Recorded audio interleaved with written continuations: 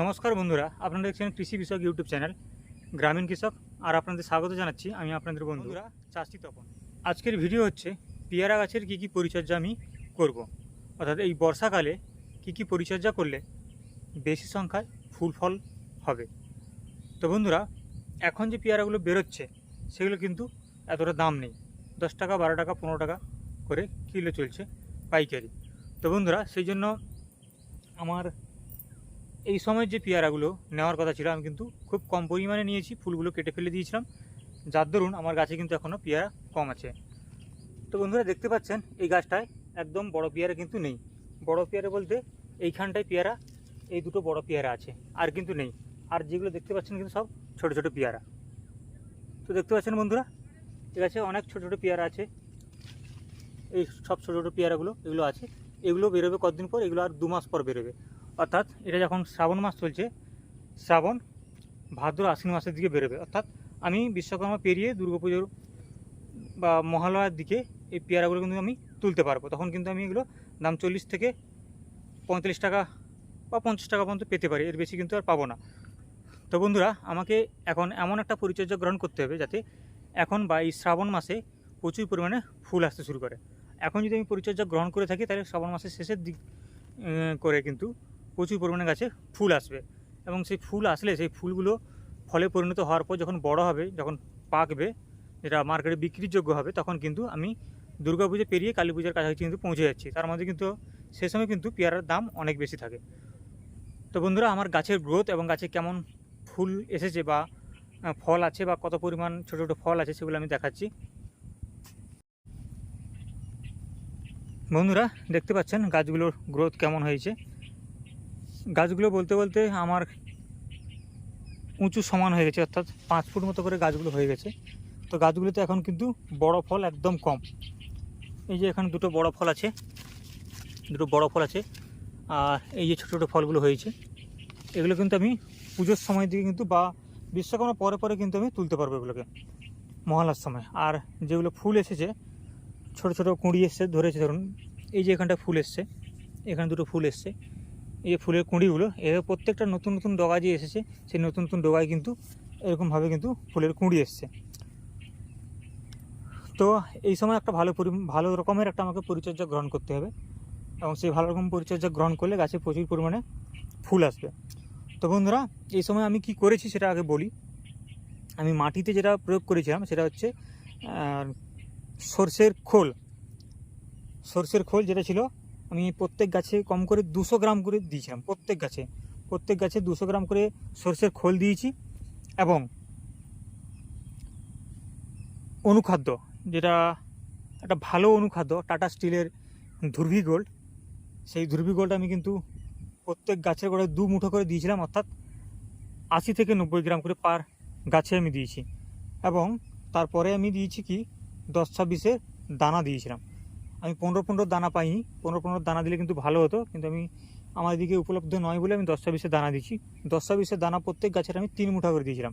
3 মুঠা অর্থাৎ সেটা ওজনে দাঁড়াচ্ছে 6-3-18, 180 গ্রাম, ওই 200 গ্রামের কাছাকাছি আমি 10-26-এর দানা দিয়েছিলাম। তো বন্ধুরা, আমি এই বর্ষায় বা এই আষাঢ় মাসের শেষের দিকে কিন্তু আমি প্রত্যেক গাছের গোড়ায় করে 10-26-এর গুঁড়ো দিয়েছি 200 গ্রাম, এবং অনুখাদ্যের দানা দিয়েছি 80 থেকে 90 গ্রাম মতো, যেটা ধুরভি গোল্ড, এবং এর সঙ্গে দিয়েছিলাম যে পেডিয়া, আমরা পেডিয়া বলে থাকি, যেটা সর্ষের খোল 200 গ্রাম করে দিয়েছিলাম।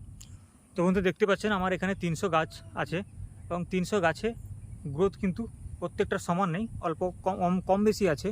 তো এখন কিন্তু এই সারটা দেওয়ার ফলে কিন্তু আমার গাছের গ্রোথগুলো কিন্তু বেড়ে গেছে।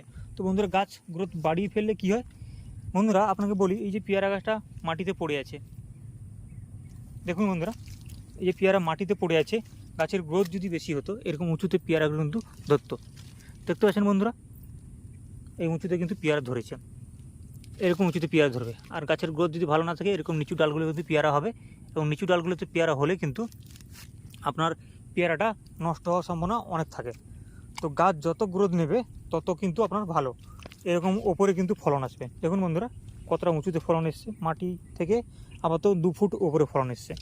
তো এরকম ফলনগুলো যখন আসবে তখন কিন্তু এতে মাটির সংস্পর্শে থাকবে না, আর এখানে নষ্ট হওয়ার সম্ভাবনা কিন্তু থাকবে না।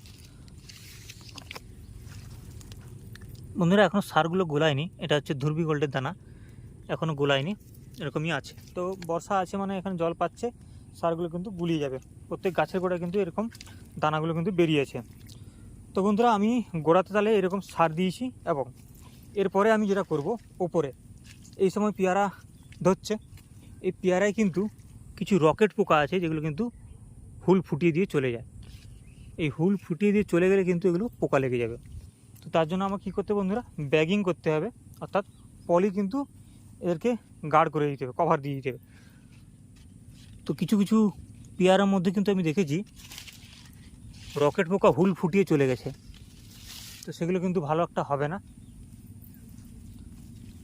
তার জন্য আমাকে ওপরে কিন্তু কীটনাশক প্রয়োগ করতে হবে। তো কী কী কীটনাশক প্রয়োগ করব বন্ধুরা, আমি সেটা আজকে এই ভিডিওতে দেখাচ্ছি। বন্ধুরা আপনারা দেখুন এখানে একটা হুল ফুটানো পেয়ারা রয়েছে। তো এরকম হুল ফুটিয়ে দিলে কিন্তু পেয়ারাটা কিছু নষ্ট হবে না, বড় হতে থাকবে। যত বড় হতে থাকবে এখানে কিন্তু একটা পোকার উপদ্রব হবে। কীরকম পোকার উপদ্রব, যখন রকেট পোকা হুল ফুটায় অর্থাৎ সেখানে ডিম পেড়ে দেয়, ডিম পাড়ার ফলে একটা ছোট্ট লার্ভার সৃষ্টি হয়, সেই লার্ভাটা পেয়ারার মধ্যে বাসা বেঁধে থাকে। পেয়ারা বড় হতে থাকে, পোকাটাও বংশ বিস্তার করতে থাকে। আপনি যখন দেখবেন যে পেয়ারাটা পেকে গেছে, তুলে এনে কাটবেন, ভেতরে কিন্তু অনেকগুলো পোকার জন্ম হয়ে গেছে। তো বন্ধুরা আপনারা বাইরে থেকে ঠিক বুঝতে পারবেন না রকেট পোকা কীভাবে হুল ফুটিয়ে দেয়।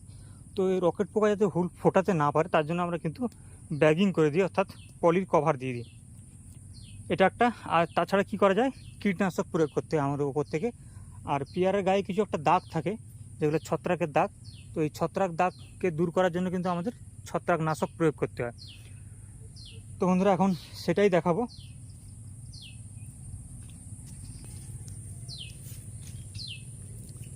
তো বন্ধুরা আমরা এখন চলে এসেছি যেখানে কীটনাশকগুলো রেখেছি।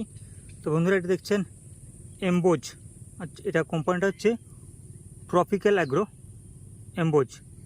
এটার টেকনিক্যাল কন্টেন্ট হচ্ছে ইমামেকটিন বেঞ্জোয়েট 5% SG। এই যে আপনাদের বললাম না ছোটো ছোটো লেদা পোকা থাকে, হ্যাঁ সেই লেদা পোকা কিন্তু এতে চলে যাবে। আর এখানে আমি কি দেব, আর কিচ্ছু দেবো না কীটনাশক। এখানে দেবো ফাঙ্গিসাইড একটা সাফিলাইজার, যেটা ইউপিএল কোম্পানির। আর এটা টেকনিক্যাল কন্টেন্ট হচ্ছে ম্যানকোজেব এবং কার্বনডাজিম। আর এটাতে রয়েছে কার্বনডাজিম 12% এবং ম্যানকোজেব 63%।